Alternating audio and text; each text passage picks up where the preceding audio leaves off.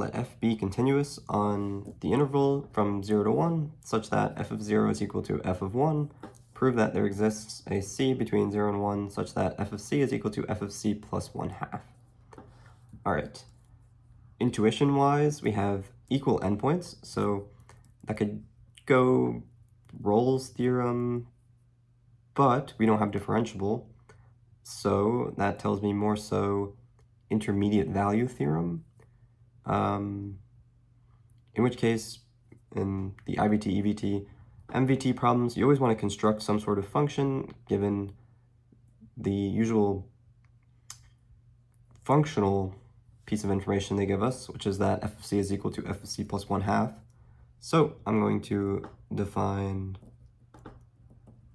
g of x to be f of x minus, and I'm going to act like I'm subtracting that over, f of x plus 1/2, because if we can use IVT to show this is equal to 0, then we can just add that over and we'd get the equality we wanted. And we want it to be between 0 and 1. And the trick I'm going to use is I'm going to pick a interval, but not from 0 to 1. I'm going to pick the interval from 0 to 1/2, because that should relate this identity nicer. So let's think about that for 1 second. Okay, we know that it's continuous, and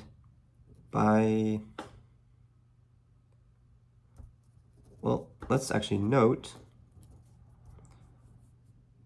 g of 0 is equal to f of 0 minus f of 1/2, and g of 1/2 is equal to f of 1/2 minus f of 1. Okay. And we know that f of 1 is equal to f of 0. This is nice because this gives us f of 1/2 minus f of 0. Nice.